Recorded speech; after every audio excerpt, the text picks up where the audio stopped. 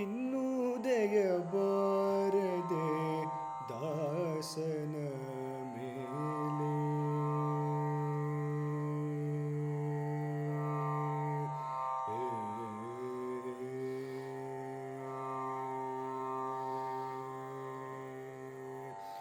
ಇನ್ನುದಯ ಬಾರದೆ ದಾಸನ ಮೇಲೆ ಪನ್ನಗ ಶಯನ ಶ್ರೀ ಪರಮ ಪುರುಷ ಹರಿಯೇ ಇನ್ನುದಯ ಬಾರ ದಾಸನ ಮೇಲೆ ಪನ್ನಗ ಶಯನ ಶ್ರೀ ಪರಮ ಪುರುಷ ಹರಿಯೇ ಇನ್ನುದಯ ಬಾರದೆ ದಾಸನ ಮೇಲೆ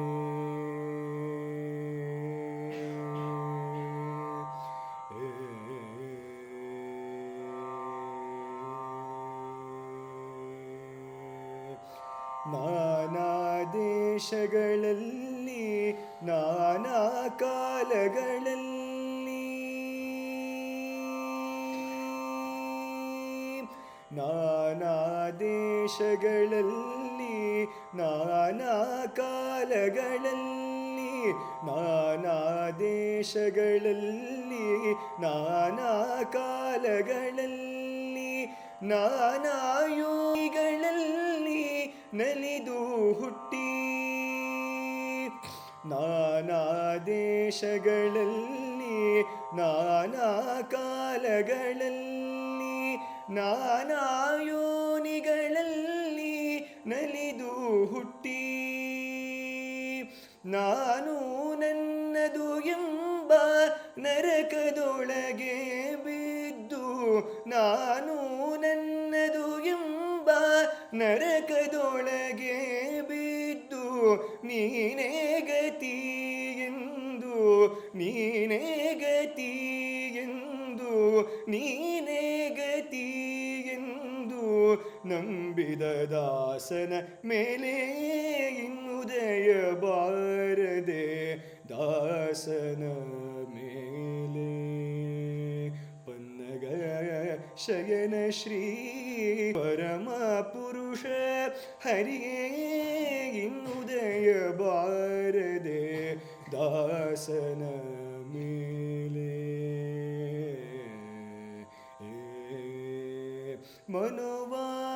ಮನೋವಾಕಾಯಗಳಿಂದ ಮಾಡುವ ಕರ್ಮಗಳೆಲ್ಲ ದಾನವಾಂತಕ ನಿನ್ನ ಅಧೀನನಲ್ಲದೆ ಏನು ಮಾಡಿದರೇನು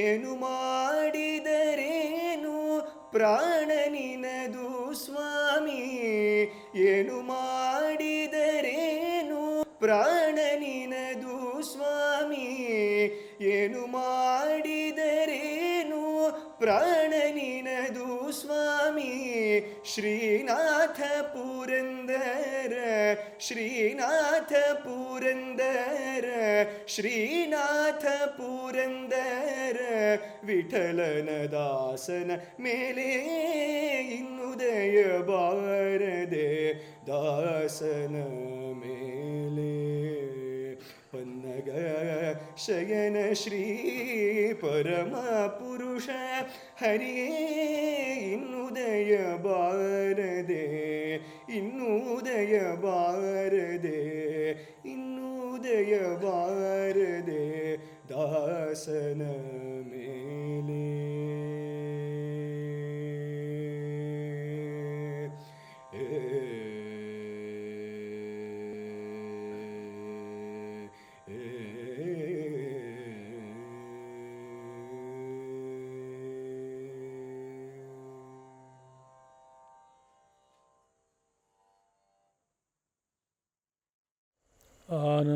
आनन्दमानन्दकरं प्रसन्नं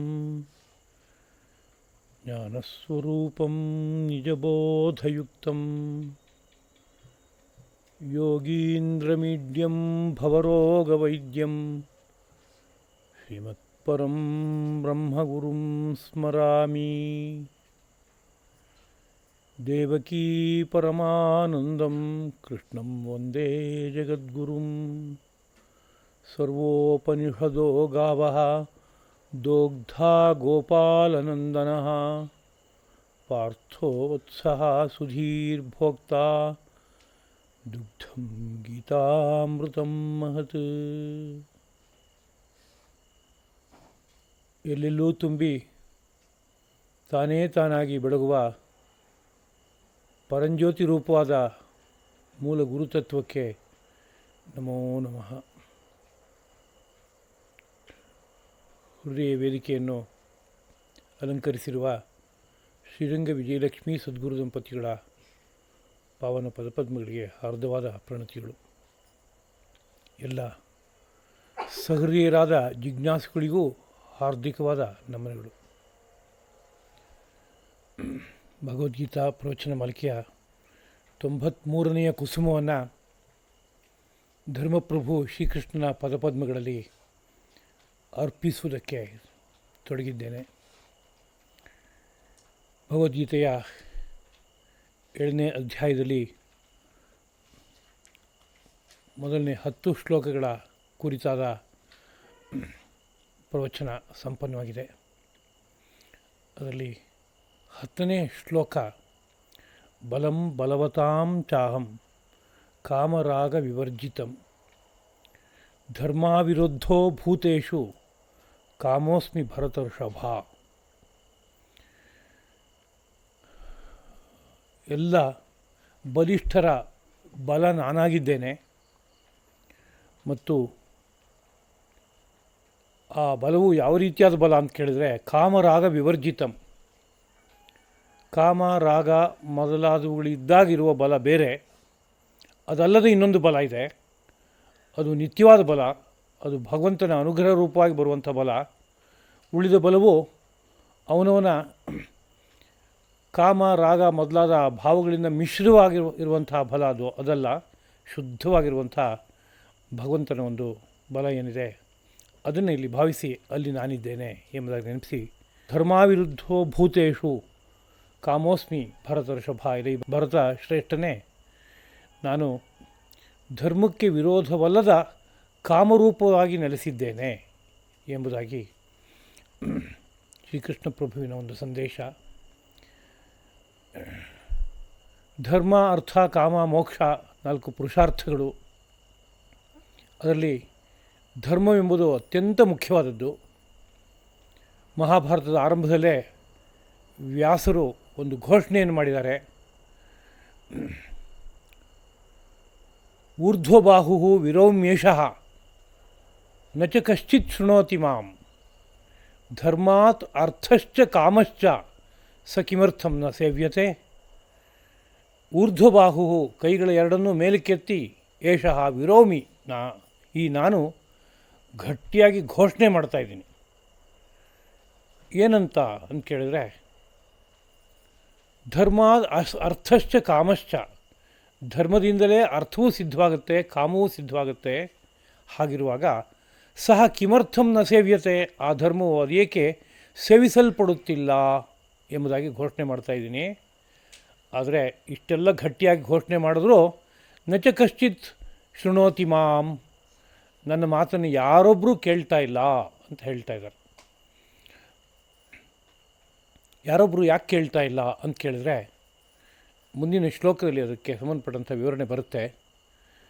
ಬುದ್ಧಿ ಈ ತ್ರಿಗುಣಮಯವಾದ ಪ್ರಪಂಚದಲ್ಲಿ ತೊಡಗಿ ಅಲ್ಲೊಂದು ಮೋಹಕ್ಕೆ ಒಳಗಾಗಿದೆ. ಹಾಗೆ ಒಳಗಾಗಿರೋದ್ರಿಂದ ಆ ಭಗವಂತನನ್ನು ಭಾವಿಸೋದಕ್ಕೆ ಆಗ್ತಾಯಿಲ್ಲ, ಧರ್ಮವನ್ನು ಭಾವಿಸೋದಕ್ಕೆ ಸಾಧ್ಯವಾಗ್ತಾ ಇಲ್ಲ.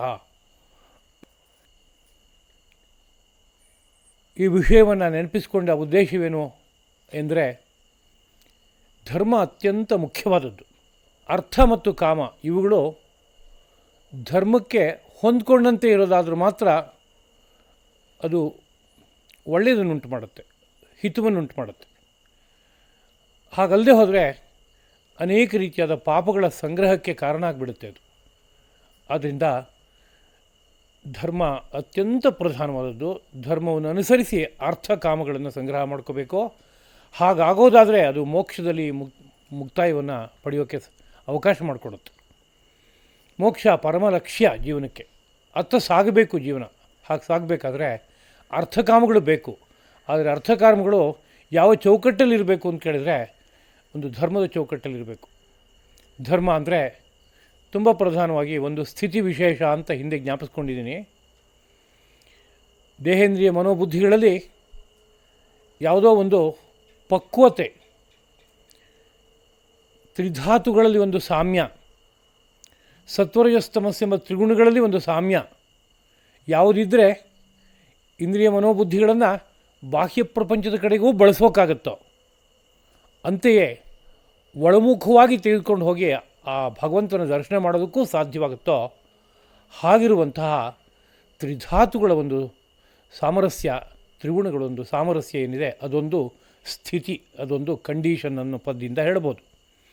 ಅದನ್ನೇ ಪ್ರಧಾನವಾಗಿ ಧರ್ಮ ಅಂತ ಇಟ್ಕೊಂಡು ಶಾಸ್ತ್ರಗಳು ಆ ಮಾತನ್ನು ಹೇಳ್ತಾಯಿದೆ. ಒಂದು ಸ್ಥಿತಿ ವಿಶೇಷ ಅನ್ನೋ ಮಾತನ್ನು ಹೇಳ್ತಾಯಿದೆ.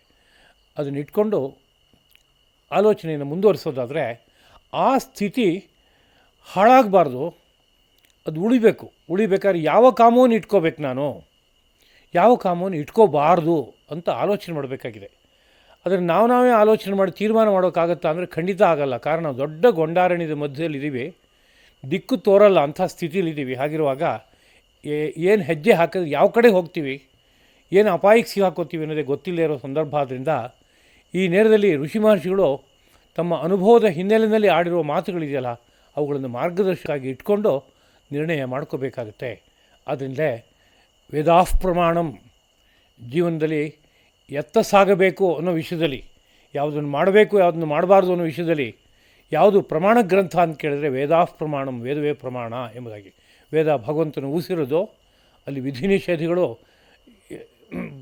ವ್ಯಕ್ತವಾಗಿವೆ.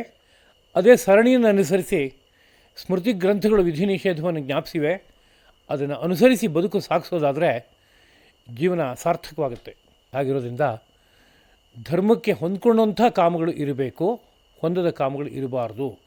ಆ ಹೊಂದುವಂಥ ಕಾಮ ಸಾಕ್ಷಾತ್ ಶ್ರೀಕೃಷ್ಣ ಸ್ವರೂಪವಾದದ್ದೇನೆಂದು, ಭಗವಂತನ ಸ್ವರೂಪವಾದ್ದೇ. ನಾನು ಆ ಕಾಮಸ್ವರೂಪದಲ್ಲಿ ಇದೇನು ನಾನು ಅಂತಂದರೆ ಅಲ್ಲಿ ಭಗವಂತನನ್ನು ಹೋಗಿ ತಲುಪೋಕೆ ಬೇಕಾಗುವ ಅವಕಾಶ ಇದೆ ಪೂರ್ಣವಾಗಿ ಅಂತ ಅರ್ಥ. ಆ ಕಾಮಗಳು ಯಾವುದು ಅಹಿತವಾದ ಕಾಮಗಳಲ್ಲ ಅಂತ. ಚಿಕ್ಕ ವಯಸ್ಸು, ಭಗವಂತ ಒಳ್ಳೆಯ ದೇಹ, ಮನಸ್ಸು, ಇಂದ್ರಿಯ ಇವುಗಳನ್ನೆಲ್ಲ ಕೊಟ್ಟಿದ್ದಾನೆ. ನಾನು ವಿದ್ಯೆಯನ್ನು ಸಂಪಾದನೆ ಮಾಡಬೇಕು ಅಂತ ಯೋಚನೆ ಮಾಡಿದ್ರೆ ಅದು ಸತ್ಕಾಮ ಆಗುತ್ತೆ.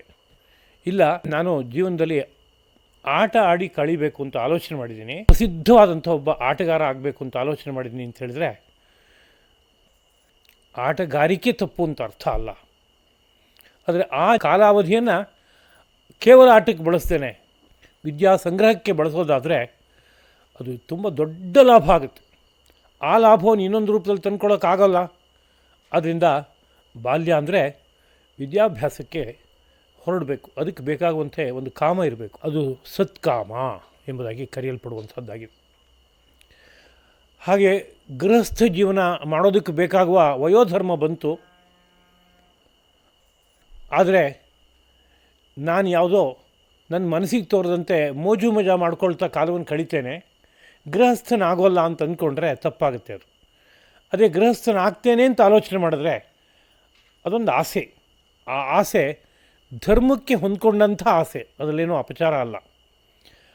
ಹಾಗಾದರೂ ಸಹ ಒಬ್ಬ ಸಹಧರ್ಮಿಣಿಯನ್ನಾಗಿ ಯಾರನ್ನು ಮಾಡಿಕೊಂಡ್ರೆ ಈ ಗೃಹಸ್ಥ ಜೀವನ ಸಾರ್ಥಕ ಆಗುತ್ತೆ. ಅದಕ್ಕೊಂದು ನೀತಿ ನಿಬಂಧನೆಗಳಿದೆ. ಒಂದು ಹೆಣ್ಣು ಗಂಡು ವಿವಾಹ ಆಗಬೇಕಾದ್ರೆ ಒಂದು ಅನುರೂಪತೆ ಇರಬೇಕು, ಹೊಂದಾಣಿಕೆ ಇರಬೇಕಾಗುತ್ತೆ. ಅನೇಕ ರೀತಿಯಾದ ಹೊಂದಾಣಿಕೆ. ಕೇವಲ ನನ್ನ ಮಾತನ್ನು ಅವಳು ಕೇಳ್ತಾಳೆ ಅಥವಾ ಅವಳ ಮಾತನ್ನು ನಾನು ಕೇಳ್ತೀನಿ, ಅದರಿಂದ ನಮ್ಗೆ ಹೊಂದಾಣಿಕೆ ಇದೆ ಅಂತ ಅರ್ಥ ಅಲ್ಲ. ಎಷ್ಟೆಷ್ಟೋ ತರಹದ ಹೊಂದಾಣಿಕೆ ಈ ದೇಹಯಂತ್ರಕ್ಕೆ ಬೇಕಾಗಿದೆ. ಆ ಎಲ್ಲ ಹೊಂದಾಣಿಕೆ ಇದ್ದರೆ ಆಗ ಆ ಪತಿ ಪತ್ನಿಯರು ಆದರ್ಶವಾದ ಒಂದು ಗೃಹಸ್ಥ ಜೀವನವನ್ನು ಮಾಡಿ ಪರಿಣಾಮವಾಗಿ ಆ ಗೋತ್ರ ಸೂತ್ರದ ಹೆಸರನ್ನು ಹೇಳ್ತಾ ಇರುವಂಥ ಕುಲಕ್ಕೆ ಹೊಂದುವಂಥ ಒಂದು ಸತ್ಸಂತಾನ ಹುಟ್ಟೋದಕ್ಕೆ ಅವಕಾಶ ಆಗುತ್ತೆ ಅನ್ನೋ ವಿಷಯ ಇದೆ. ಆದ್ದರಿಂದ ಅದಕ್ಕಾಗಿ ಒಂದು ಸತ್ಕಾಮ ಬೇಕು, ಅದೇನು ಅಪರಾಧ ಅಲ್ಲ.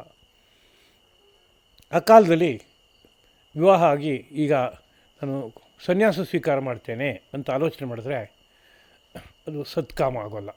ಯಾಕಾಗಲ್ಲ ಅಂದರೆ, ಯಾವಳೋ ಒಬ್ಬ ಕನ್ಯೆ ಜೀವನವನ್ನು ಸಮರ್ಪಣೆ ಮಾಡ್ಕೊಂಡಿದ್ದಾಳೆ, ಅವಳು ಜೀವನದ ಧನ್ಯತೆಗೆ ಗೃಹಸ್ಥಾಶ್ರಮ ಬೇಕಾಗಿದೆ. ಹಾಗಿದ್ದಾಗ ಒಪ್ಕೊಂಡು ವಿವಾಹ ಆದಮೇಲೆ ದಿಢೀರಂತ ಸನ್ಯಾಸಕ್ಕೆ ಹೋಗ್ತೇನೆ ನಾನು ಅಂತ ಹೇಳಿದರೆ ಆ ಕಾಮ ಹೊಂದುತ್ತೀಯೇ ಅಂತ ಪ್ರಶ್ನೆ ಆಗುತ್ತೆ. ಹೀಗೆ ಗಮನಿಸ್ತಾ ಹೋಗಬೇಕು.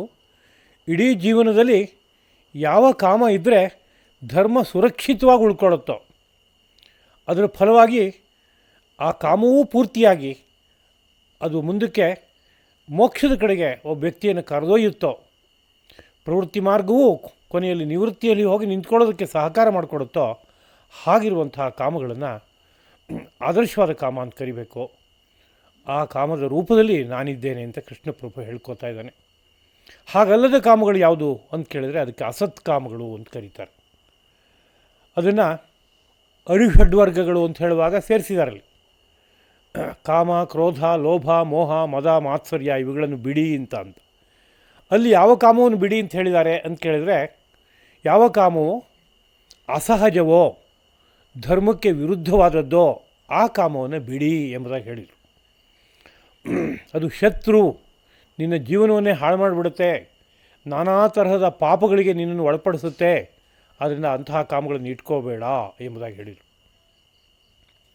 ಅದರಿಂದ ಸತ್ಕಾಮಗಳೆಲ್ಲವೂ ಭಗವಂತನ ಮೆಚ್ಚುಗೆ ಕಾರಣವಾಗುವಂಥದ್ದು, ಅಲ್ಲಿ ಭಗವಂತನ ನೆಲೆ ಇರುತ್ತೆ ಅನ್ನೋದನ್ನು ನಾವು ಮನಸ್ಸಿಗೆ ತಂದ್ಕೋಬೇಕು.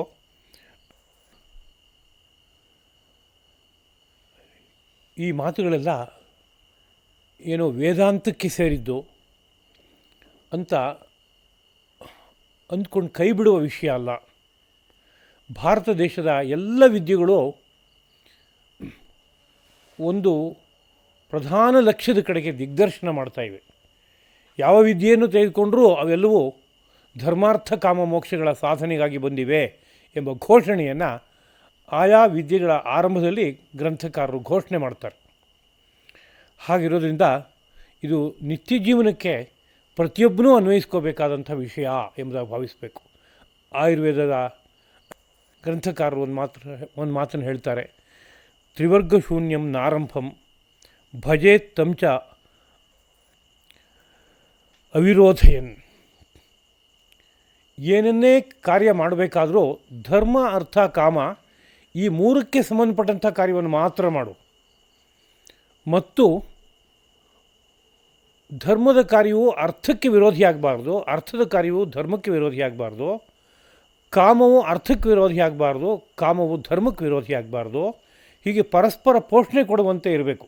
ಧರ್ಮ, ಅರ್ಥ, ಕಾಮಗಳು ಒಂದಕ್ಕೊಂದಕ್ಕೆ ಪೋಷಣೆ ಕೊಡುವಂತೆ ಇರಬೇಕು. ಹಾಗಿದ್ದನ್ನು ಗಮನಿಸ್ಕೊಂಡು ಅಂಥ ಕಾರ್ಯದಲ್ಲಿ ತೊಡಗು, ಅದು ಬಿಟ್ಟು ಇನ್ನೊಂದು ಕಾರ್ಯಕ್ಕೆ ಕೈ ಹಚ್ಚಬೇಡ. ತ್ರಿವರ್ಗ ಶೂನ್ಯಂ, ತ್ರಿವರ್ಗ ಅಂದರೆ ಧರ್ಮ, ಅರ್ಥ, ಕಾಮಗಳು. ಅದಿಲ್ಲದ ಯಾವುದೇ ಆರಂಭವನ್ನು ಮಾಡಬೇಡ, ಅಂದರೆ ಯಾವುದೇ ಕಾರ್ಯವನ್ನು ಮಾಡಬೇಡ ಜೀವನದಲ್ಲಿ. ಹಾಗೆ ಮಾಡಿದ್ರೆ ಅದೊಂದು ಚೇಷ್ಟೆ ಅಂತಾಗ್ಬಿಡುತ್ತೆ. ಅದು ಅರ್ಥಹೀನವಾಗಿರ್ಬೋದು ಅಥವಾ ಅನರ್ಥವನ್ನು ಉಂಟು ಮಾಡುವಂಥದ್ದಾಗ್ಬೋದು. ಎಷ್ಟೆಷ್ಟೋ ಚೇಷ್ಟೆಗಳು ಏನೂ ಪ್ರಯೋಜನ ಕೊಡಲ್ಲ ಅನ್ನೋ ವಿಷಯ ಮಾತ್ರ ಅಲ್ಲ, ಆ ಚೇಷ್ಟೆ ಹಿಂದ್ಗಡೆಯಲ್ಲಿ ಎಷ್ಟೆಷ್ಟೋ ಪಾಪಗಳು ಘಟಿಸಿ ಹೊರಟೋಗ್ಬಿಡುತ್ತೆ. ಆ ಪಾಪ ಮುಂದಿನ ಜನ್ಮಗಳಲ್ಲಿ ನಮ್ಮನ್ನು ಸುತ್ತಕೊಳ್ಳುತ್ತೆ, ಅನೇಕ ರೀತಿಯಾದ ಕ್ಲೇಶಗಳಿಗೆ ತೆಗೆದುಕೊಂಡು ಹೋಗಿ ಸಿಕ್ಕಾಕಿಸುತ್ತೆ. ಹಾಗಿರೋದ್ರಿಂದ ಯಾವ್ಯಾವುದೋ ರೀತಿಯಾದ ಚೇಷ್ಟೆಯನ್ನು ಮಾಡಬಾರ್ದು ಎಂಬುದಾಗಿ ಜ್ಞಾಪಿಸುತ್ತೆ. ಇದರ ಮುಂದಿನ ಮಾತು, ಏಚೈವ ಸಾತ್ವಿಕಾ ಭಾವಾ ರಾಜಸಾಹ ತಾಮಸಾಶ್ಚಯೇ ಮತ್ತ ಏವೇತಿ ತಾನ್ ವಿದ್ಧಿ ನತ್ವಹಂ ತೇಷು ತೇ ಮಯಿ.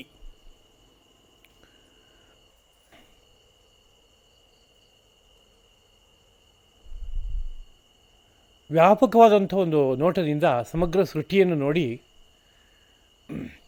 ಅರ್ಥ ಮಾಡ್ಕೋಬೇಕಾದ ಜವಾಬ್ದಾರಿ ಇದೆ ಒಬ್ಬೊಬ್ಬ ಮನುಷ್ಯನಿಗೂ ಕೂಡ. ಕಾರಣ, ಈ ಸೃಷ್ಟಿಯಲ್ಲಿ ನಾವು ಪ್ರವೇಶ ಮಾಡಿದ್ದೀವಿ, ಇಲ್ಲಿ ಜನ್ಮ ಎತ್ತಿಬಿಟ್ಟಿದ್ದೀವಿ. ಈ ಕ್ಷೇತ್ರದ ನೀತಿ ಏನು ಅಂತ ನನಗೆ ಗೊತ್ತಿರಬೇಕು. ಯಾವುದೋ ವಿದೇಶಕ್ಕೆ ನಾನು ಹೋದೆ ಅಂದರೆ ಆ ವಿದೇಶದಲ್ಲಿ ಯಾವ ರೀತಿಯಾದ ಸರ್ಕಾರದ ನೀತಿ ಇದೆ ಅನ್ನೋದು ನನಗೆ ಗೊತ್ತಿರಬೇಕು. ಆ ನೀತಿಯನ್ನು ಅನುಸರಿಸಿ ನಾನು ಬದುಕಿದರೆ ನನಗೆ ಯಾವುದೇ ರೀತಿಯಾದ ಶಿಕ್ಷೆ ಆಗೋಲ್ಲ, ದಂಡನೆ ಆಗೋಲ್ಲ. ಆ ನೀತಿಯನ್ನು ಮೀರಿ ನಾವು ವರ್ತಿಸಿದರೆ ದಂಡನೆಗೆ ಒಳಗಾಗಬೇಕಾಗತ್ತೆ, ಶಿಕ್ಷೆಯನ್ನು ಪಡಿಬೇಕಾಗತ್ತೆ. ಹಾಗೆಯೇ ಈ ಭೂಮಿಯಲ್ಲಿ ಇಳಿದಾಗ ಒಂದು ನೀತಿಯನ್ನು ಅನುಸರಿಸಬೇಕು ಅಂತ ಈ ಸೃಷ್ಟಿಯೇ ಸಾರ್ತಾ ಇದೆ. ಅದು ಸೃಷ್ಟೀಶನ ಶಾಸನ, ಅದನ್ನೇ ಶಾಸ್ತ್ರ ಅನ್ನೋ ಭಾಷೆಯಲ್ಲಿ ಕರೀತಾ ಇದ್ದಾರೆ. ಅದನ್ನ ಅರ್ಥ ಮಾಡಿಕೊಂಡು ಆ ನೀತಿಯನ್ನು ಅನುಸರಿಸಬೇಕು. ಹಾಗಿರೋದ್ರಿಂದ ಈ ಸಮಗ್ರ ಸೃಷ್ಟಿಯ ಬಗ್ಗೆ ಒಂದು ಪರಿಚಯ ಅಗತ್ಯವಾಗಿದೆ. ಆ ನೇರದಲ್ಲಿ ಒಂದು ಮಾತು ಶ್ರೀಕೃಷ್ಣ ಪ್ರಭುವಿಂದ ಬಂದಿರುವಂತಹದ್ದು. ಸಾತ್ವಿಕವಾದ ಯೇ ಭಾವಾಹ, ಯಾವ ಪದಾರ್ಥಗಳಿವೆಯೋ, ಚ ಮತ್ತು ರಾಜಸವಾದ, ತಾಮಸವಾದ ಯೇ ಯಾವ ಪದಾರ್ಥಗಳಿವೆಯೋ, ತೇ ಅವು ಮತ್ತಃ ಏವೇತಿ ವಿದ್ಧಿ. ಮತ್ತಃ ಏವೇತಿ, ನನ್ನ ಕಡೆಯಿಂದಲೇ ವಿಕಾಸಗೊಂಡಿವೆ, ನನ್ನ ಕಡೆಯಿಂದಲೇ ಸೃಷ್ಟಿಸಲ್ಪಟ್ಟಿವೆ ಎಂಬುದಾಗಿ ವಿದ್ಧಿ, ತಿಳಿ. ತು ಆದರೆ ಅಹಂ ನಾನು ತೇಷು ಅವುಗಳಲ್ಲಿ ನ ಇರುವುದಿಲ್ಲ, ನಾನು ಅವುಗಳಲ್ಲಿರುವುದಿಲ್ಲ. ತೇ ಅವು ಮೈ, ಅವು ಮಾತ್ರ ನನ್ನಲ್ಲಿವೆ. ಏನೋ ಸ್ವಲ್ಪ ಮಾತು ಒಗಟಾಗಿ ಕಾಣಿಸ್ತಾ ಇದೆ. ಒಗಟಲ್ಲ. ಆಯಾ ಕಾಲದೇಶಗಳಲ್ಲಿ ಒಂದು ವಿಷಯವನ್ನು ಹೇಳಬೇಕಾದ್ರೆ ಒಬ್ಬ ಪ್ರೌಢವಾದಂಥ ವ್ಯಕ್ತಿಗೆ ಎಷ್ಟು ಹೇಳಿದ್ರೆ ಸಾಕೋ ಅಷ್ಟು ಮಾತು ಅಂತ ತಿಳ್ಕೋಬೇಕು. ನಾವು ಆ ಮಟ್ಟಕ್ಕೆ ಏರಿ ಅದನ್ನ ಅರ್ಥ ಮಾಡ್ಕೋಬೇಕು ಅಂತ ತಗೋಬೇಕು. ಅಂದರೆ ಈ ಸಮಗ್ರ ಪ್ರಪಂಚ ಅಂತ ತೆಗೆದುಕೊಂಡಾಗ ಪ್ರಪಂಚದಲ್ಲಿರೋ ಎಲ್ಲ ಪದಾರ್ಥಗಳು ಒಂದೋ ಸಾತ್ವಿಕ, ಒಂದೋ ರಾಜಸ, ಒಂದೋ ತಾಮಸ. ಈ ಎಲ್ಲ ಪದಾರ್ಥಗಳು ಪರಮಾತ್ಮನಿಂದಲೇ ಮುಂದಕ್ಕೆ ರೂಪಿತವಾಗಿವೆ. ಅಂದರೆ ಪರಮಾತ್ಮ ಯಾವುದೋ ನೇರದಲ್ಲಿ ಒಂದು ಸಂಕಲ್ಪವನ್ನು ಮಾಡಿ ಮುಂದಕ್ಕೆ ಸೃಷ್ಟಿಸಿದ ಅಂತ ನಾವು ಕೇಳ್ತೀವಿ. ಹಾಗೆ ಸೃಷ್ಟಿಸಿದಾಗ ಒಂದು ತ್ರಿಗುಣ ರೂಪವಾದಂತಹ ಮೂಲ ವಸ್ತುವನ್ನು ಇಟ್ಕೊಂಡು ಎಲ್ಲ ಪದಾರ್ಥಗಳನ್ನು ಸೃಷ್ಟಿ ಮಾಡುವಾಗ ಒಂದರಲ್ಲಿ ಸತ್ವಗುಣಕ್ಕೆ ಪ್ರಾಧಾನ್ಯ, ಇನ್ನೊಂದರಲ್ಲಿ ರಜೋಗುಣಕ್ಕೆ ಪ್ರಾಧಾನ್ಯ, ಇನ್ನೊಂದರಲ್ಲಿ ತಮೋಗುಣಕ್ಕೆ ಪ್ರಾಧಾನ್ಯ ಎಂಬುದಾಗಿ ಸಮಗ್ರ ಸೃಷ್ಟಿಯನ್ನು ಮಾಡ್ದ. ಅವುಗಳಿಗೆ ಸಾತ್ವಿಕವಾದ ವಸ್ತುಗಳು, ಸಾತ್ವಿಕವಾದ ಪ್ರಾಣಿಗಳು, ಪಕ್ಷಿಗಳು, ವೃಕ್ಷಗಳು, ವನಸ್ಪತಿಗಳು ಇತ್ಯಾದಿಯಾಗಿ ಎಲ್ಲ ವಸ್ತುವಿನಲ್ಲೂ ಸಾತ್ವಿಕಾನೋ ರೀತಿಯಾದ ವರ್ಗ, ರಾಜಸಾಂತ್ ಇನ್ನೊಂದು ವರ್ಗ, ಇನ್ನೊಂದು ತಾಮಸಾಂತ್ ವರ್ಗ, 3 ವರ್ಗಗಳು ಏರ್ಪಟ್ಟಿವೆ. ಅವೆಲ್ಲ ಏರ್ಪಟ್ಟಿದ್ದು ಆ ಪರತತ್ವದಿಂದಲೇ ಎಂಬುದು ತಾತ್ಪರ್ಯ.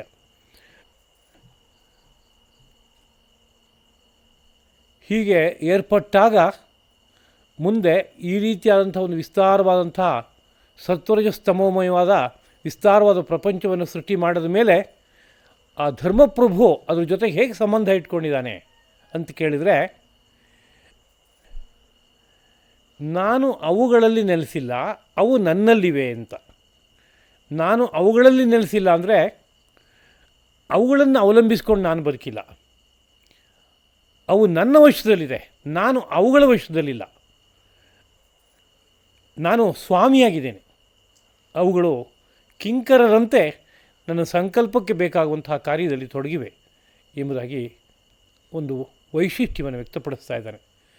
ಲೋಕದಲ್ಲಿರೋ ಜೀವಿಗಳೆಲ್ಲ ಹೇಗೆ ಅಂತ ಕೇಳಿದ್ರೆ, ಈ ಸೃಷ್ಟಿಗೆ ಇಳಿದು ಬಂದ ಮೇಲೆ ಈ ಪ್ರಪಂಚಕ್ಕೆ ಸಿಹಾಕ್ಕೊಳ್ಳುತ್ತವೆ.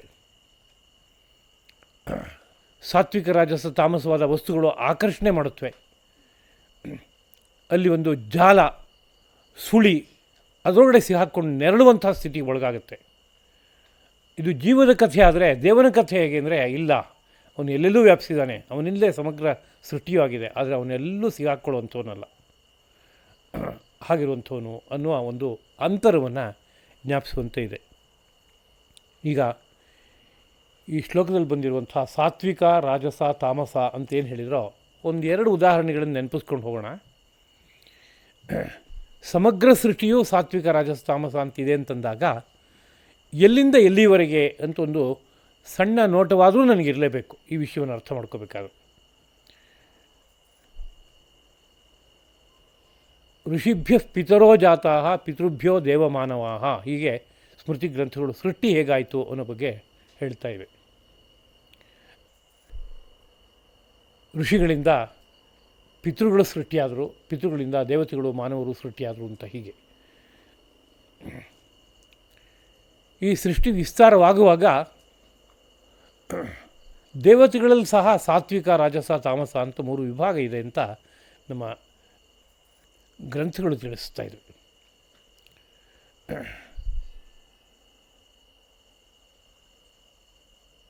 ಈ ಸಮಗ್ರ ಸೃಷ್ಟಿಯಲ್ಲಿ ನಾನಾ ತರಹದ ಪದಾರ್ಥಗಳಿವೆ ಅಂತಂದಾಗ ಆ ಪದಾರ್ಥಗಳ ಮೇಲೆ ಅಧಿಪತಿಗಳಾಗಿ ದೇವತೆಗಳಿರಬೇಕಾದ್ರೆ ಸಾತ್ವಿಕ ವಸ್ತುಗಳ ಮೇಲೆ ಸಾತ್ವಿಕವಾದ ಒಬ್ಬ ದೇವತೆ ಅಧಿಪತಿಯಾಗಿ ನಿಂತಿರ್ತಾನೆ.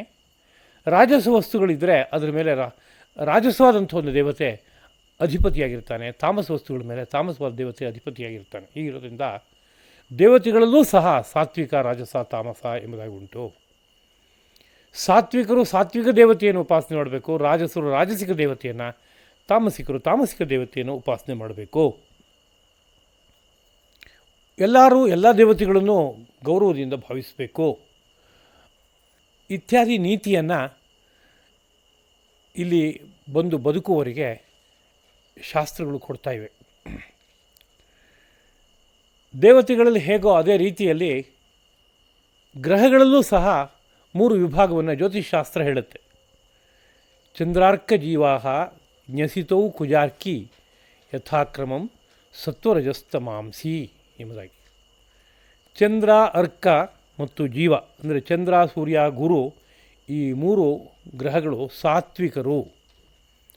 ನ್ಯಸಿತೌ ಬುಧ ಮತ್ತು ಶುಕ್ರರು ರಾಜಸಿಕ ಗ್ರಹರು. ಕುಜಾರ್ಕಿ ಕುಜ ಮತ್ತು ಶನಿ ತಾಮಸ ಗ್ರಹರು ಎಂಬುದಾಗಿ ಕರೆದಿರೋದುಂಟು. ಅಂದರೆ ಗ್ರಹಗಳಲ್ಲೂ ಈ ವಿಭಾಗವೇ ಅಂತ ಕೇಳಿದರೆ ಹೌದು. ಸಮಗ್ರ ಸೃಷ್ಟಿಯ ನೀತಿಯನ್ನು ಜ್ಞಾಪಿಸೋದಕ್ಕೋಸ್ಕರವಾಗಿ ಆ ಗ್ರಹಗಳಿರುವಾಗ ಅವುಗಳೂ ಸಹ ಈ ಸಮಗ್ರ ಸೃಷ್ಟಿಯ ನೀತಿ ಏನಿದೆ, ಸಾತ್ವಿಕ, ರಾಜಸ, ತಾಮಸ ಎಂಬ ಪದಾರ್ಥಮಯವಾದಂತಹದ್ದು ಏನಿದೆ ಅದನ್ನು ಅನುಸರಿಸಿ ಅವುಗಳಲ್ಲೂ ಕೂಡ 3 ವರ್ಗಗಳು ಉಂಟು.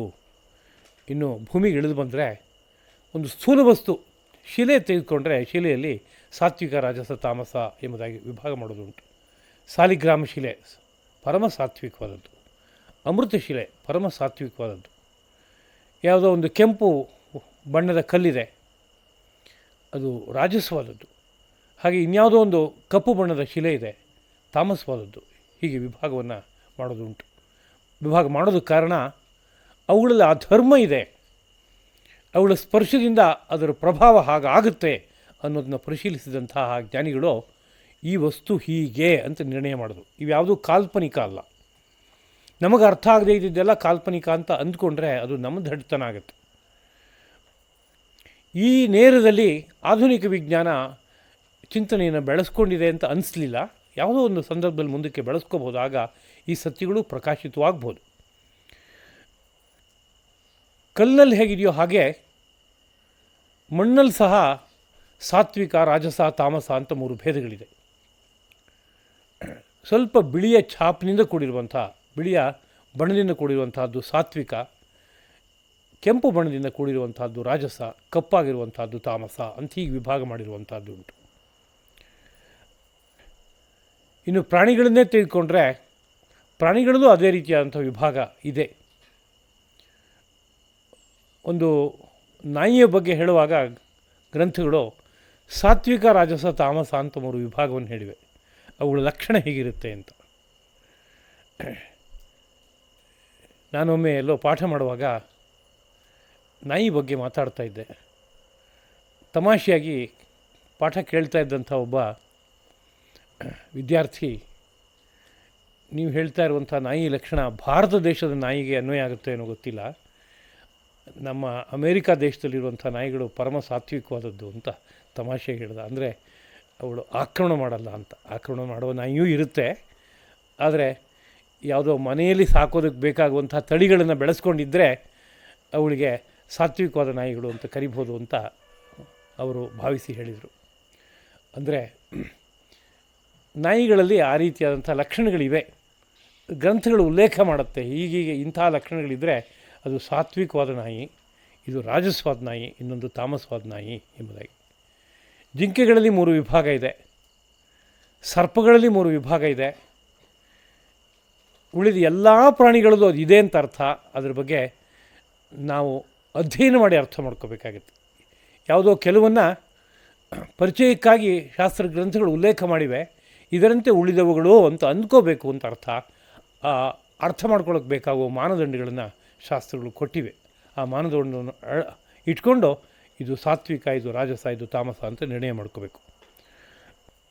ವೃಕ್ಷಗಳ ಬಗ್ಗೆ ತೆಗೆದುಕೊಂಡ್ರೆ ವೃಕ್ಷದಲ್ಲಿ ಸಾತ್ವಿಕ, ರಾಜಸ, ತಾಮಸ ಎಂಬ ಮಾತನ್ನು ಹೇಳುವುದುಂಟು.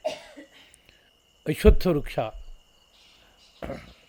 ಸಾತ್ವಿಕವಾದ ವೃಕ್ಷ ಎಂಬುದಾಗಿ ಕೊಂಡಾಡೋದುಂಟು.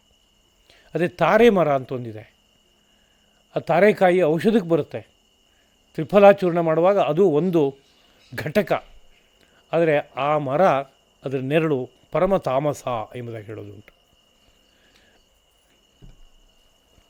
ಹೀಗೆ ಗಮನಿಸ್ತಾ ಹೋದರೆ ಸಮಗ್ರ ಸೃಷ್ಟಿಯಲ್ಲಿ ಎಲ್ಲೆಲ್ಲೂ ಕೂಡ ಸಾತ್ವಿಕ, ರಾಜಸ, ತಾಮಸ ಅಂತ 3 ವಿಭಾಗಗಳಿವೆ. ಈ 3 ವಿಭಾಗವನ್ನು ಇಲ್ಲಿ ಈ ಶ್ಲೋಕದಲ್ಲಿ ಭಾವ ಅನ್ನೋ ಶಬ್ದದಿಂದ ಕರೆದಿದ್ದಾರೆ. ಏಚೈವ ಸಾತ್ವಿಕಾ ಭಾವಾ, ಯಾವ ಸಾತ್ವಿಕ ಭಾವಗಳಿವೆಯೋ ಅಂತ. ಭಾವ ಅನ್ನೋ ಶಬ್ದ ಕೇಳಿದ ಕೂಡಲೇ ನಮಗೆ ಇಮೋಷನ್ ಅನ್ನೋ ರೀತಿಯಾಗಿ ಅನಿಸ್ಬಿಡುತ್ತೆ. ಅವರು ತುಂಬ ಕುಪಿತರಾದರು, ಅವರು ಆ ಭಾವದಲ್ಲಿದ್ದಾಗ ನಾನು ಮಾತಾಡೋದಕ್ಕೆ ಸರಿಯಲ್ಲ ಅಂತ ಅನ್ನಿಸ್ತು, ನಾನು ಬಂದುಬಿಟ್ಟೆ ಅಂತಂದರೆ ಕೋಪ ಎಂಬ ಭಾವ ಅಂತಾಯಿತು. ಶೃಂಗಾರ ಭಾವ ಮೊದಲಾದಂತಹ 9 ರಸಗಳಿಗೂ ಸಂಬಂಧಪಟ್ಟಂತೆ 9 ಭಾವಗಳು ಎಂಬುದಾಗಿ ಶಾಸ್ತ್ರ ಗ್ರಂಥಗಳು ಸಾರ್ತಾ ಇದೆ. ಅವುಗಳಲ್ಲೂ ಸಾತ್ವಿಕ, ರಾಜಸ, ತಾಮಸ ಅಂತುಂಟು. ಅದಲ್ಲದೆ ಇಲ್ಲಿ ಭಾವಾನು ಶಬ್ದ ಭೂ ಅನ್ನೋ ಧಾತುವಿನಿಂದ ಯಾವುದು ಇಲ್ಲಿ ಒಂದು ಅಸ್ತಿತ್ವವನ್ನು ಹೊಂದಿದೆಯೋ ಅಂಥ ವಸ್ತುಗಳು ಅನ್ನೋ ಅರ್ಥದಲ್ಲಿ ಪ್ರಯುಕ್ತವಾಗಿದೆ, ಬಳಕೆಗೆ ಬಂದಿದೆ. ಅಂದರೆ ಭಾವಾನು ಶಬ್ದಕ್ಕೆ ನಾನಾ ಪದಾರ್ಥಗಳು ಅಂತ ತಗೋಬೇಕು.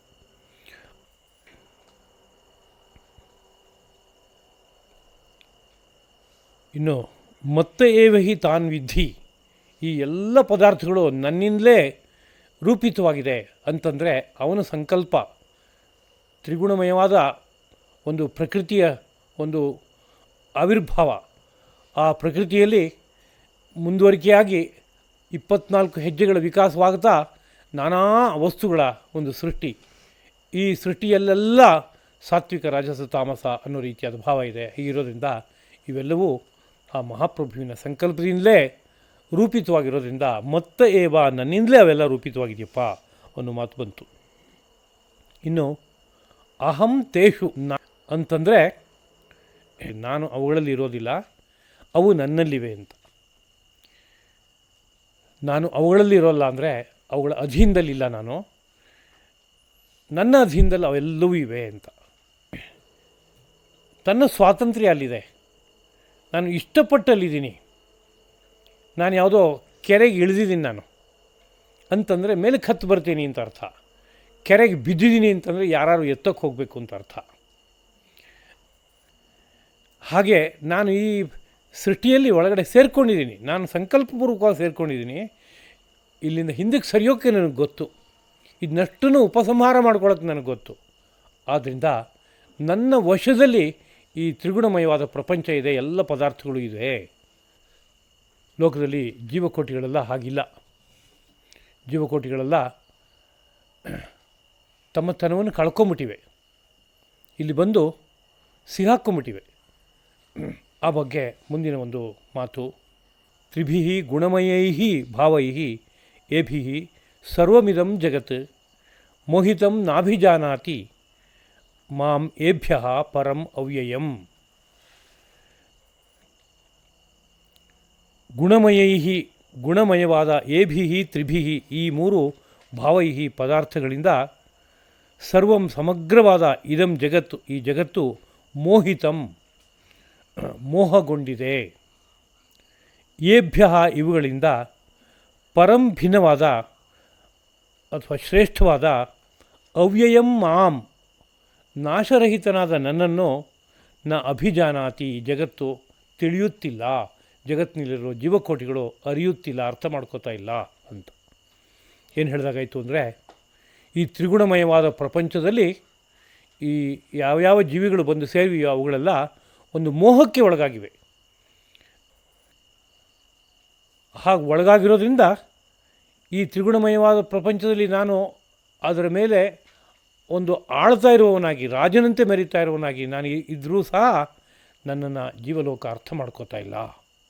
ಹಾಗಾಗಿದೆ. ಯಾಕೆ ಅರ್ಥ ಮಾಡ್ಕೋತಾ ಇಲ್ಲ ಅಂದರೆ, ಒಂದು ವ್ಯಾಮೋಹಕ್ಕೊಳಗಾಗಿದೆ ಅಂತ ಅರ್ಥ. ಅದನ್ನು ಇನ್ನೊಂದು ಸ್ವಲ್ಪ ಬಿಡಿಸಿ ನೋಡೋದಾದರೆ, ಈ ಸಾತ್ವಿಕ ರಾಜಸ ತಾಮಸ ಪದಾರ್ಥಗಳು ಅನ್ನೋದು ಏನು ಮಾಡುತ್ತೆ? ಒಂದು ಸಾತ್ವಿಕ ಪದಾರ್ಥವು ಏನೋ ಒಂದು ಸುಖವನ್ನು ಕೊಡುತ್ತೆ ಲೌಕಿಕವಾಗಿ. ರಾಜಸವಾದ ಪದಾರ್ಥಗಳು ದುಃಖವನ್ನು ಕೊಡುತ್ತಂತೆ. ತಾಮಸ ಪದಾರ್ಥಗಳು ಮೋಹವನ್ನು ಉಂಟು ಮಾಡುತ್ತೆ. ಬುದ್ಧಿಗೆ ಮಸುಕನ್ನು ಕವಿಸಿ ಯಾವುದು ಹೇಗೆ ಅಂತ ಅರ್ಥ ಮಾಡ್ಕೊಳ್ಳೋಕ್ಕಾಗದೇ ಇರುವಂತೆ ವಿವೇಕದ ಕಣ್ಣನ್ನು ಮುಚ್ಚಿಬಿಡುತ್ತೆ. ಆದ್ದರಿಂದ ಅದನ್ನು ಹೇಳಬೇಕಾದ್ರೆ ಸುಖ ದುಃಖ ಮೋಹ ಇವುಗಳನ್ನು ಹುಟ್ಟಿಸುತ್ತವೆ ಸಾತ್ವಿಕ ರಾಜಸ ತಾಮಸ ಅನ್ನೋ ರೀತಿಯಾದ ಪದಾರ್ಥಗಳು. ಯಾವುದೇ ಸಾತ್ವಿಕವಾದ ವಸ್ತುವನ್ನು ಬಳಸ್ತಾ ಹೋದಾಗ ಮನಸ್ಸನ್ನು ಸಮಾಧಾನಗೊಳಿಸುತ್ತೆ. ಅದು ಮನಸ್ಸು ಸಮಾಧಾನ ಆದಾಗ ಒಳಗಡೆ ಇರುವ ಭಗವಂತನ ಜೊತೆಗೆ ಒಂದು ಸಣ್ಣ ಸಂಬಂಧ ಏರ್ಪಡುತ್ತೆ. ಭಗವಂತನನ್ನು ಭಾವಿಸುವಂಥ ಸ್ಥಿತಿ ಬರುತ್ತೆ. ಆಗ ಅಲ್ಲಿ ಏನೋ ಒಂದು ಹಿತವಾಗುತ್ತೆ. ಅದನ್ನು ಸುಖ ಅಂತ ನಾವು ಅಂದ್ಕೋತಾ ಇದ್ದೀವಿ. ಅದೇ ರೀತಿಯಲ್ಲಿ ಯಾವುದಾದ್ರೂ ಒಂದು ವಸ್ತು ರಾಜಸವಾಗಿದೆ ಅಂತಂದರೆ, ಆ ರಾಜಸವಾದ ವಸ್ತುವಿನ ಜೊತೆಗೆ ಅಂಟು ತುಂಬ ಬೆಳೆಯುತ್ತೆ. ಅಂಟು ಬೆಳೆದಾಗ ಅದನ್ನು ಪಡೆಯೋಕೆ ಆಗ್ಬೋದು, ಆಗದೇ ಇರ್ಬೋದು. ಹೇಗೆ ಆದರೂ ಅದೊಂದು ದುಃಖಕ್ಕೆ ಕರ್ಕೊಂಡು ಹೋಗಿ ತಲುಪಿಸುತ್ತೆ. ಆದ್ದರಿಂದ ರಾಜಸ ವಸ್ತುಗಳೆಲ್ಲ ದುಃಖಕ್ಕೆ ಕಾರಣವಾಗುತ್ತೆ. ಹಾಗೆ ತಾಮಸ ವಸ್ತುಗಳು ಪ್ರಭಾವವನ್ನು ಬೀರುತ್ತವೆ. ಪ್ರಭಾವ ಬೀರಿದಾಗ ಬುದ್ಧಿನಲ್ಲಿ ವಿವೇಕ ಕಡಿಮೆ ಆಗುತ್ತೆ, ಮೋಹ ಕವಿಯುತ್ತೆ. ಆಗ ಪರಿಣಾಮವಾಗಿ ಅವನ ಸಾಮರ್ಥ್ಯ ಕಳ್ಕೊಂಬಿಡ್ತಾನೆ. ಹೀಗಾಗ್ತಾ ಹೋಗುತ್ತೆ. ಆದ್ದರಿಂದ ಇಂಥ ಪ್ರಪಂಚದಲ್ಲಿ ಬಂದು ವಾಸ ಮಾಡ್ತಾ ಇರುವಂಥ ಜೀವಿಗಳಿಗೆ ಏನಾಗುತ್ತೆ ಪರಿಸ್ಥಿತಿ ಅಂತ ಕೇಳಿದ್ರೆ, ಒಂದು ಸುಳಿಯಲ್ಲಿ ಸಿಕ್ಕಿದಾಗ ವ್ಯಕ್ತಿ ಏನಾಗ್ತಾನೆ, ನದಿಯಲ್ಲಿ ಇಳಿದಿಯಾನೆ, ಈಜಬೇಕು ಅನ್ನೋ ಮನಸ್ಸಿದೆ, ದಾಟಬೇಕು ಅನ್ನೋ ಮನಸ್ಸಿದೆ. ಆದರೆ ಒಂದು ಸುಳಿಗೆ ಸಿಕ್ಬಿಟ್ಟ ಅಂದರೆ ಆ ಸುಳಿ ಗಿರಿಗಿರನ್ನೇ ಸುತ್ತಿಸುವಾಗ ದಿಕ್ಕು ತೋರಲ್ಲ. ನಾನು ಕೆಳಗಿದ್ದೀನೋ ಮೇಲಿದ್ದೀನೋ ಒಳಗೆ ಹೋದ್ನೋ ಏನಾಯಿತು ಅಂತ ಗೊತ್ತಾಗಲ್ಲ. ಯಾವ್ಯಾವುದನ್ನೋ ಹಿಡ್ಕೊಳ್ಳುವಂತೆ ಆಗುತ್ತೆ. ಒಂದು ತರಗೆಲೆಯನ್ನು ಯಾವುದೋ ಅದ್ಭುತವಾದ ಸಹಕಾರ ಅಂತ ಭದ್ರವಾಗಿ ಹಿಡ್ಕೋಬೇಕು ಅಂತ ಅನಿಸುತ್ತೆ. ಇನ್ಯಾವುದೋ ಸಹಕಾರ ಕೊಡೋಕ್ಕೆ ಯಾರನ್ನಾರು ಹೊರಟ್ರೆ ಯಾರೋ ಶತ್ರುಗಳು ಬಂದರು ಅಂತ ಅಂದ್ಕೊಳ್ಳೋ ತರಹ ಮಾಡುತ್ತೆ. ಅದೇ ರೀತಿಯಲ್ಲಿ ಇಲ್ಲಿ ಬದುಕಿರುವಾಗ ಒಂದು ಸುಳಿ ಒಳಗಡೆ ಸಿಕ್ಕಿ ಹೋಗ್ತಾ ಇರುವಂಥ ಸ್ಥಿತಿ ಹಾಗಿರೋದ್ರಿಂದ ಯಾವುದು ಒಳ್ಳೆಯದು ಯಾವುದು ಕೆಡುಕು ಅಂತ ಅರ್ಥವಾಗದೇ ಕೆಡುಕನ್ನು ತುಂಬ ಒಳ್ಳೆಯದು ಅಂತ ಅಂದ್ಕೋತಾನೆ, ಒಳ್ಳೆಯದನ್ನು ತುಂಬ ಕೆಡುಕು ಅಂತ ಅಂದ್ಕೋತಾನೆ. ಹೀಗೆಲ್ಲ ಮಾಡಿ ಒಂದು ದೊಡ್ಡ ಸಮಸ್ಯೆ ಸಿಗಾಕ್ಕೊಂಡು ನೂರಾರು ಜನ್ಮಗಳಲ್ಲಿ ಕಷ್ಟಪಡಬೇಕು, ನರಕಕ್ಕೆ ಹೋಗಬೇಕು, ದುಃಖವನ್ನು ಅನುಭವಿಸಬೇಕು. ಅದಕ್ಕೆ ಬೇಕಾಗುವಂತೆ ಜಾಗ ಮಾಡ್ಕೊಂಬಿಡ್ತಾನೆ. ಇದು ಹೇಗಿದೆ ಅಂತ ಕೇಳಿದರೆ, ಒಂದು ಬಣ್ಣದ ಕನ್ನಡಕ ಹಾಕ್ಕೊಂಡು ನಾವು ಪದಾರ್ಥದ ಬಣ್ಣ ಹೇಗಿದೆ ಅಂತ ತಿಳಿಬೇಕು ಅಂತ ನಾವು ಹೊರಟ್ರೆ ಏನಾಗ್ಬೋದು? ಎಲ್ಲಿವರೆಗೆ ಬಣ್ಣದ ಕನ್ನಡಕ ಇರುತ್ತೋ ಅಲ್ಲಿವರೆಗೆ ಪದಾರ್ಥದ ನಿಜವಾದ ಬಣ್ಣ ನನಗೆ ಗೊತ್ತಾಗೋಕ್ಕೆ ಸಾಧ್ಯ ಇಲ್ಲ. ಹಳದಿ ಬಣ್ಣದ ಕನ್ನಡಕ ಹಾಕ್ಕೊಂಡಿದ್ದೀನಿ, ಹಾಲು ನೋಡ್ತಾ ಇದ್ದೀನಿ ಅಂದರೆ ಹಾಲು ನನಗೆ ಹಳದಿಯಾಗೇ ಕಾಣಿಸುತ್ತೆ. ಶಂಖ ನೋಡ್ತಾ ಇದ್ದೀನಿ ಅಂದರೆ ಹಳದಿಯಾಗೇ ಕಾಣಿಸುತ್ತೆ. ಇಲ್ಲ ನೀಲಿ ಬಣ್ಣದ ಕನ್ನಡಕ ಹಾಕ್ಕೊಂಡಿದ್ದೀನಿ ಅಂದರೆ ಹಾಲು ನೀಲಿಯಾಗಿ ಕಾಣಿಸುತ್ತೆ ನನಗೆ. ಚಂದ್ರನ ನೋಡಿದ್ರೆ ನೀಲಿಯಾಗಿ ಕಾಣಿಸ್ತಾನೆ. ಯಾತಕ್ಕೆ ಈ ಉದಾಹರಣೆ ನೆನಪಿಸ್ಕೊಂಡೆ ಅಂತ ಕೇಳಿದ್ರೆ, ನಾವು ಅರ್ಥ ಮಾಡ್ಕೊಳ್ಳೋಕೆ ಬಳಸ್ತಾ ಇರುವಂತಹ ಸಾಧನಗಳೆಲ್ಲ ಯಾವುದು?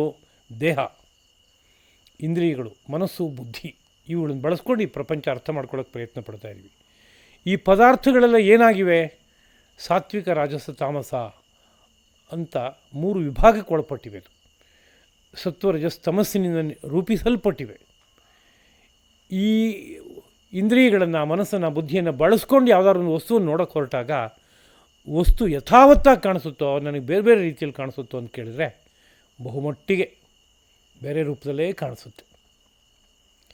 ಬೇರೆ ರೂಪದಲ್ಲಿ ಕಾಣಿಸದೇ ಇರೋದು ಉಂಟಾ ಅಥವಾ ಇಲ್ಲವೇ ಇಲ್ವಾ? ಹಾಗಾದರೆ ಅಂತ ಕೇಳಿದರೆ ಉಂಟು. ಯಾವಾಗ ಅಂತ ಕೇಳಿದ್ರೆ, ಒಂದು ತತ್ವ ಸಾಕ್ಷಾತ್ಕಾರ ಆಗಿ ಭಗವಂತ ಅಂದರೆ ಹೀಗೆ, ಈ ಸೃಷ್ಟಿ ಅಂದರೆ ಹೀಗೆ ಅಂತ ಒಂದು ಕಣ್ಣು ತೆರೆದ ಅನಂತರದಲ್ಲಿ ಈ ಲೋಕವನ್ನು ನೋಡುವಂಥ ಕ್ರಮವೇ ಬೇರೆ ಆಗುತ್ತೆ. ಆಗ ಯಥಾರ್ಥವಾದಂಥ ಒಂದು ನೋಟ ಪಡೆಯೋದಕ್ಕೆ ಸಾಧ್ಯ ಆಗುತ್ತೆ. ಮಹಾತ್ಮರು ಲೋಕದಲ್ಲಿ ಇಳಿದು ಬಂದರು, ಅವರು ಈ ವಸ್ತುಗಳನ್ನೆಲ್ಲ ನೋಡಿದ್ರು, ಎಲ್ಲ ಪದಾರ್ಥಗಳನ್ನು ಸಮಯದಲ್ಲಿ ಯಾವ್ಯಾವುದನ್ನು ಬಳಸ್ಬೋದು ಅದನ್ನೆಲ್ಲ ಬಳಸಿದರು. ಅವರು ಯಾವುದೇ ರೀತಿಯಾದಂಥ ವ್ಯಾಮೋಹಕ್ಕೆ ತುತ್ತಾಗಲಿಲ್ಲ. ಶ್ರೀಕೃಷ್ಣ ಪ್ರಭು ಶ್ರೀರಾಮಚಂದ್ರ ಯಾವುದೇ ರೀತಿಯಾದಂಥ ವ್ಯಾಮೋಹಕ್ಕೆ ತುತ್ತಾಗಲಿಲ್ಲ. ಕಾರಣ ಅವರಿಗೆ ಜ್ಞಾನದ ನೇತ್ರ ತೆರೆದು ಬಿಟ್ಟಿದೆ. ಅವರು ಜ್ಞಾನಸ್ವರೂಪರು ಸ್ವತಃ. ಹಾಗಿರೋದ್ರಿಂದ ಅವರಿಗೆ ಈ ಪ್ರಾಪಂಚಿಕವಾದ ಯಾವ ವಿಷಯವನ್ನು ನೋಡಿದ್ರೂ ಎಲ್ಲೂ ಮೋಹಕ್ಕೆ ಒಳಗಾಗಿ ತಪ್ಪು ಹೆಜ್ಜೆ ಇಡುವಂಥ ಒಂದು ಸ್ಥಿತಿ ಅವರಿಗೆ ಒದಗ್ತಾ ಇರಲಿಲ್ಲ.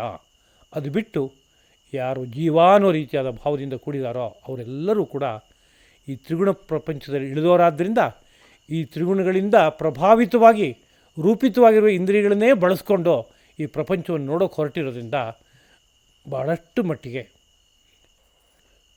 ಯಾರ್ಯಾರು ಎಷ್ಟೆಷ್ಟೇ ರೀತಿಯಾದಂಥ ಉಪದೇಶವನ್ನು ಕೊಟ್ಟರು, ವಿವೇಕವನ್ನು ಹುಟ್ಟಿಸೋದಕ್ಕೆ ಪ್ರಯತ್ನಪಟ್ಟರೂ ಕೂಡ ಬೇರೆ ತರಹ ಅನಿಸ್ತಾ ಹೋಗುತ್ತೆ. ಹೀಗಿರೋದ್ರಿಂದ ಲೋಕ ಎಲ್ಲ ಈ ಸಮಸ್ಯೆಯ ಜಾಲದಲ್ಲಿ ಸಿಗಾಕ್ಕೊಳ್ಳುತ್ತೆ.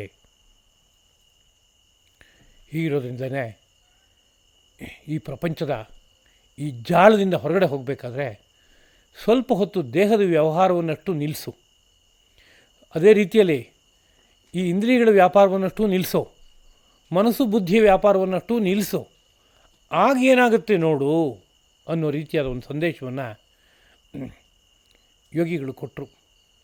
ಈ ಎಲ್ಲ ವ್ಯಾಪಾರವನ್ನು ನಿಲ್ಲಿಸಿದಾಗ ತ್ರಿಗುಣಗಳ ಕಾರ್ಯ ಏನೂ ಇಲ್ಲ ಅನ್ನೋ ರೀತಿಯಾದಂಥ ಒಂದು ಸ್ಥಿತಿ ಉಂಟಾಗುತ್ತೆ. ಆಗ ನೀನೊಂದು ಸತ್ಯವನ್ನು ನೋಡ್ತೀಯಾ. ಯಾವ ಸತ್ಯವನ್ನು ನೋಡ್ತೀಯಾ? ಆ ಪರಮಪುರುಷ ಭಗವಂತ ಹೇಗಿದ್ದಾನೆ, ಜ್ಯೋತಿರ್ಮಯವಾಗಿ ಹೇಗೆ ಬೆಳಗ್ತಾ ಇದ್ದಾನೆ, ಎಲ್ಲೆಲ್ಲೂ ತುಂಬಿದ್ದಾನೆ ಅನ್ನೋ ಸತ್ಯವನ್ನು ಆಗ ನೋಡೋಕ್ಕಾಗತ್ತೆ ನಿನಗೆ, ಆಗದ ಅರ್ಥ ಆಗುತ್ತೆ ನಿನಗೆ ಎಂಬ ಒಂದು ಸಂದೇಶವನ್ನು ಕೊಟ್ಟರು.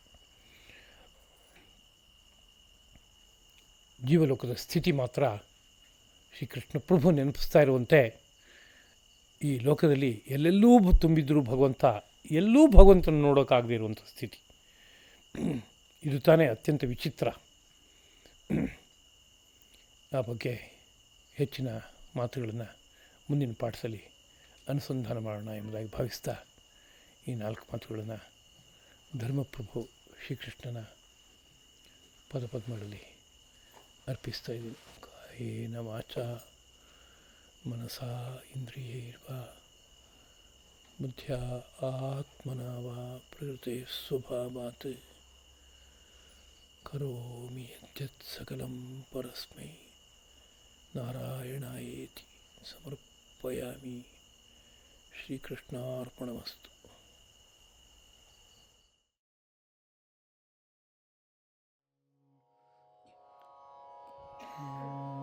परम पावन राम पाप विमोचना, परम पावन राम पाप विमोचना, परम पावन राम पाप विमोचना, ಪಾರಜೂಚಿ ನನ್ನು ಪಾಲಿಂಪು ಮೈಯ, ಪರಮ ಪಾವನ ರಾಮ ಪಾಪ ವಿಮೋಚನಾ, ಪಾರಜೂಚಿ ನನ್ನು ಪಾಲಿಂಪು ಮೈಯ, ಪರಮ ಪಾವನ ರಾಮ ಪಾಪ ವಿಮೋಚನಾ, ಪಾರಜೂಚಿ ನನ್ನು ಪಾಲಿಂಪು ಮೈಯ, ಪರಮ ಪಾವನ ರಾಮ ಪಾಪ ವಿಮೋಚನಾ.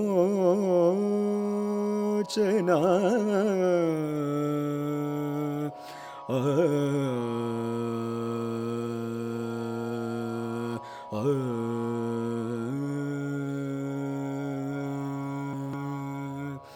वरमरुत्पालनुत वारिज लोचना वरमरुत्पालनुत वारिज लोचना वरमरुत्पालनुत वारिज लोचना वारणार्थी हरणा वांछित फल प्रदा परम पावन रामा पाप विमोचना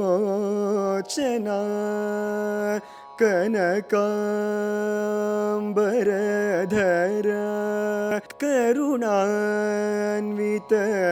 सुरा काम जनक नर कांतक मुरहर कनकांबरधर करुणान्वित सुर काम जनक नर कांतक मुरहर वनजासननुत वारिधि कन्या प्रिय वनजासननुत वारिधि कन्या प्रिय वानरूप श्रीनिवास वरदायक परम पावन रामा पाप विमोचना ಪಾರಜೂಚಿ ನನ್ನು ಪಾಲಿಂಪು ಮೈಯ ಪರಮ ಪಾವನ ರಾಮ ಪರಮ ಪಾವನ ರಾಮ ಪಾಪ ವಿಮೋಚನಾ